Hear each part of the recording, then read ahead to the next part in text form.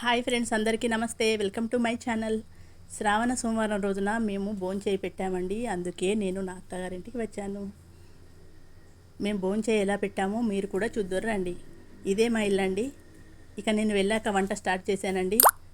ఒక పక్క పప్పు ఉడకబెట్టి అందులో కరివేపాకు, కొత్తిమీర, టొమాటో, 4 పచ్చిమిర్చి చిలుకలు వేసి పప్పు ఉడకబెట్టానండి. మరో పక్క అన్నం పొయ్యి మీద పెట్టాను. ఇదిగో అన్నం అయిపోయింది, ఉడికింది. ఆ తర్వాత దింపేసుకొని మరోపక్క చారు కోసమని చింతపండు నానబెట్టి పచ్చిమిర్చి కోసుకొని రెడీగా ఉంచానండి.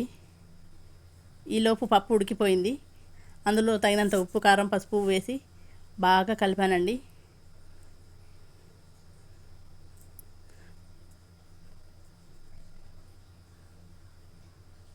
బాగా కలుపుకున్నాను. చూడండి, పప్పు ఉడికిపోయింది.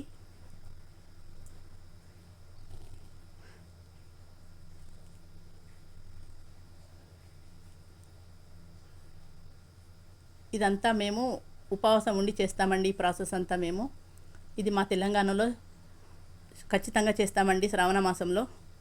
ఇక మా అత్తమ్మ అయితే ఎల్లిపాయలు పొట్టు తీస్తుందండి పప్పులో వేయడానికి. వాటిని గంజులో జీలకర్ర వేసి వెల్లుల్లి వేసి బాగా దంచామండి. ఇదిగో ఇలా సిద్ధం చేసుకున్నాము. కొంచెం పప్పులో వేసి పప్పు గుత్తితో మెత్తగా రుబ్బుకొని వాటర్ వేసి పొయ్యి మీద పెట్టి మరిగించామండి. ఇక పొయ్యి మీద మరో గంజు పెట్టి అందులో ఆయిల్ వేసి ఆవాలు, మెంతులు, జీలకర్ర వేసి కరివేపాకు, పచ్చిమిర్చి, కొత్తిమీర, వెల్లుల్లి జీలకర్ర మరిగేటప్పుడు పోపు వేసానండి. పప్పు మరిగేటప్పుడు ఈ పోపునంతా తీసుకొని పప్పులో వేసానండి. ఇక పప్పు రెడీ అయిందండి.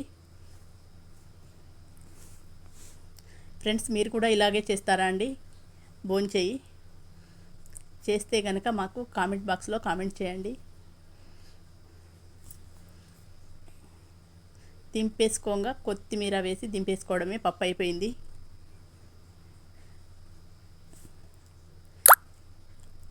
ఇది చారు అండి. చింతపండును బాగా పిసికి ఈ చారు వడకట్టి మరిగిస్తున్నాను. మరిగేటప్పుడు కరివేపాకు, కొత్తిమీర, 4 పచ్చిమిర్చి చిలుకలు, ఉప్పు, కారం, పసుపు వేసి బాగా మసలబెట్టానండి. ఆ తర్వాత నేను సేమ్ ప్రాసెస్ అండి, పోపు వేసుకోవడం. పప్పు పోపులో మెంతులు వేసాను, ఇందులో వేయలేదు. ఈ చారు పోపులో ఉల్లిగడ్డ కట్ చేసి వేసాను, పప్పులో వేయలేదు. అంతే అండి, సేమ్ ప్రాసెస్. ఆ తర్వాత మరుగుతున్న చారులో ఈ పోపు వేసానండి. చూడండి,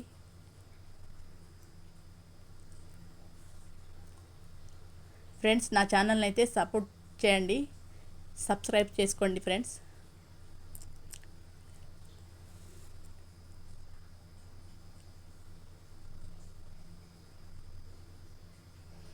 ఇలా అయ్యాక పోపు వేసుకొని కాసేపు మసలబెట్టి దించేసుకోవడమే అండి. చారుని అయిపోయింది. ఆ తర్వాత మా అత్తమ్మ దేవునికి ప్రసాదం వండుతానని బెల్లం తురిమి పెట్టుకుందండి.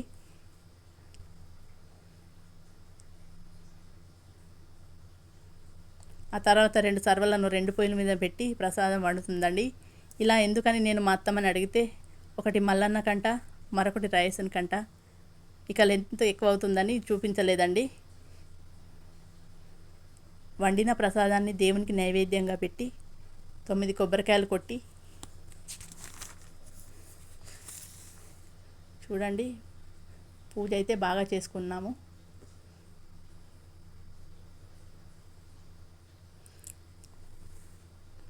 ఇక భోంచేయి పెట్టామండి. 5గురిని భోజనానికి పిలిచి విస్తరాకు వేసి ప్రసాదం, అన్నం, పప్పు, చారు అన్నీ వేసి భోజనానికి ఒక 5 మందిని పిలిచామండి. ఇదే అండి భోంచేయి అంటే. ఇది మా తెలంగాణలో ఖచ్చితంగా శ్రావణ మాసంలో ప్రతి ఇంటి వాళ్ళు భోంచేయి పెడతామండి. ఫ్రెండ్స్, ఈ వీడియో కనుక మీకు నచ్చితే నా ఛానల్ని సబ్స్క్రైబ్ చేసుకోండి ఫ్రెండ్స్. బాయ్.